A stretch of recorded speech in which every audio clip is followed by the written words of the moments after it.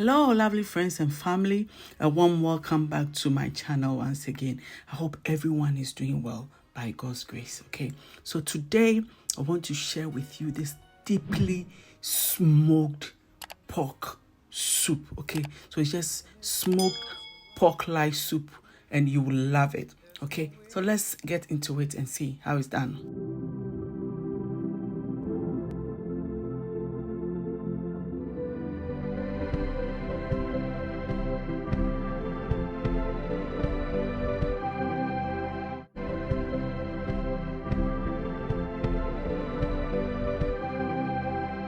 So first and foremost, to get a deeply smoked flavor, I smoked the pork. Okay, so the pork, I have the pork shoulder, I have pork belly, I have pork feet. Okay, that which is the pig feet, what we call in Ghana nani.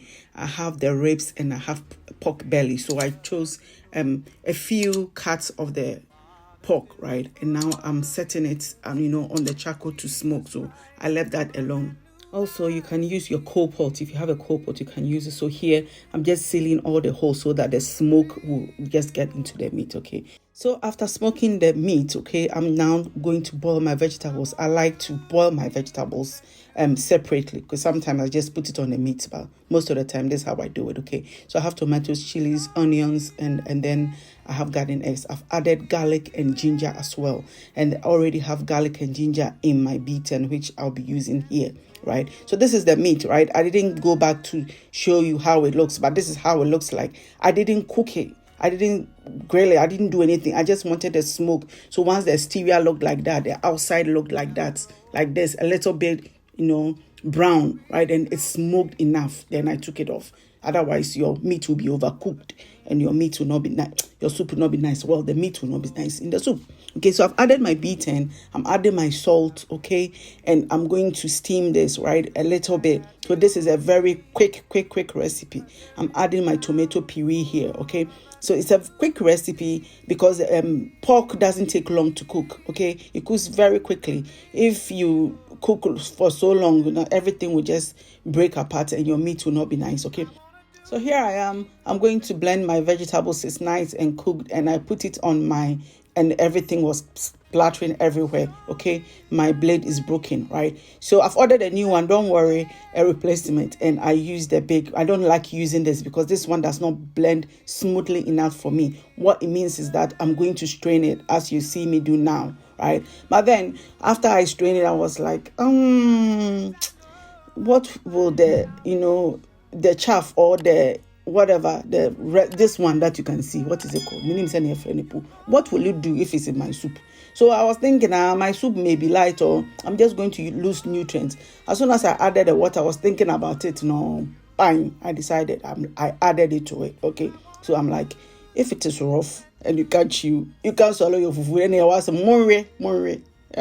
So I'm adding some vegetable bouillon and I added some ground which is calabash nutmeg. Okay, I always add it to my soup because it boosts the flavor. Okay, so yeah, here is it. I'm like, let me add it, and let me add it to the soup. Nothing is going to happen. The food now, it is my family that is going to eat it. If they don't like it, then you could cereal and cereal. Okay, so the pork belly and the ribs, because they cook extremely quickly, I added it in last. Okay, so what you can do is, as it's sitting, is you sprinkle some salt on it so that it's season it as it's sitting there, right? Otherwise you add it to it and that one will not be well seasoned because it didn't go at the beginning where you seasoned the base. I hope you understand me, right? So that is it. I added some pepper shito and later on boiled some okra by the side. Here is it. Here it is. And then I added it to my soup. My soup was ready. So what you can do here is to let it simmer a little bit to thicken up if you don't like it too light.